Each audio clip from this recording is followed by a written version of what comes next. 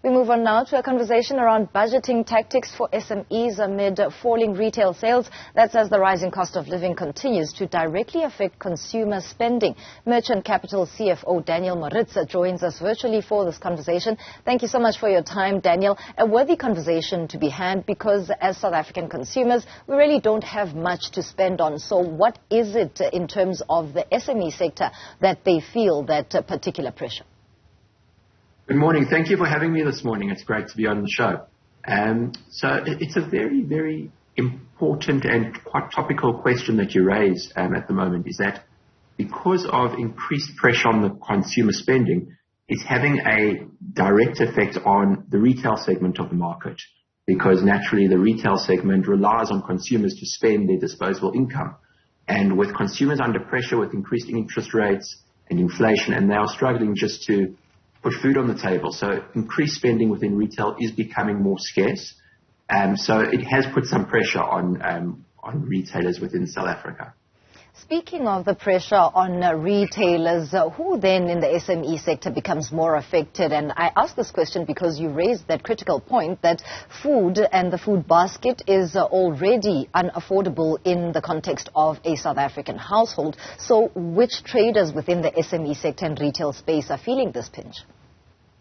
So it's a good question, because there are certain retailers that are actually doing better in the space. So consumers that are put into a position that they have to scale down or shop in a more cost-effective portion of the market. So, for example, a consumer that was previously dining in a mid-tier restaurant is now going to a lower-tier restaurant or eating at home to try and save on food costs. At the same time, consumers that were buying high-end retail clothing are now shopping at a lower end. So consumers still need entertainment, they still need to eat, they still need to consume goods. There are a portion of the market has actually moved down the ladder, but there is still opportunity for savvy retailers, because the South African market is quite resilient. So although the data and the statistics are quite sobering, we are seeing a number of our retailers. So we've got a couple thousand retailers that utilize our rolling facilities, and we have access to their data, and we have some really, really interesting retail spending data from our client base.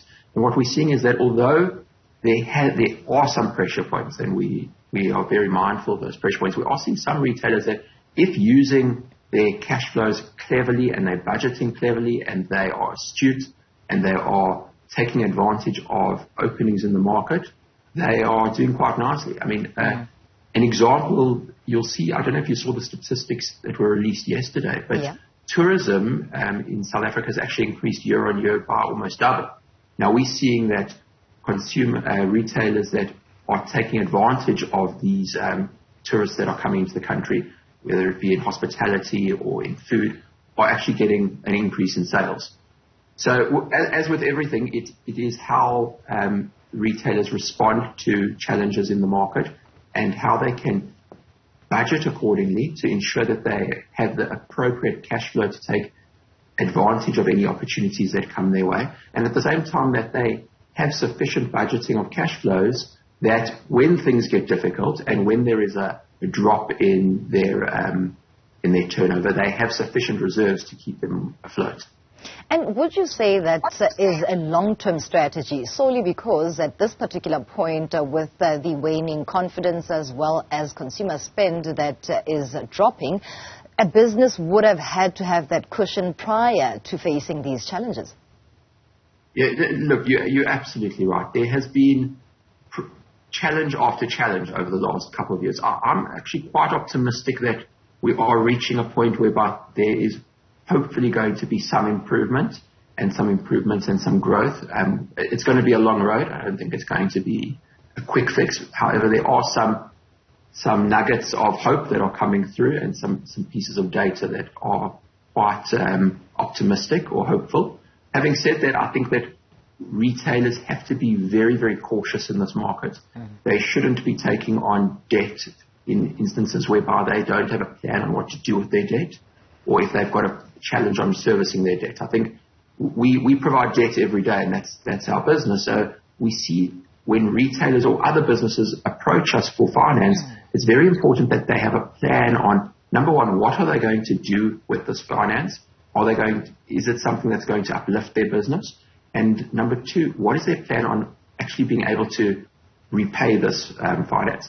Fortunately, our product caters for the latter in the sense that their repayments are made in line with their turnover. So in the event that turnover goes up, they pay us based on that increase in turnover. But if turnover drops or even ceases, they pay us nothing.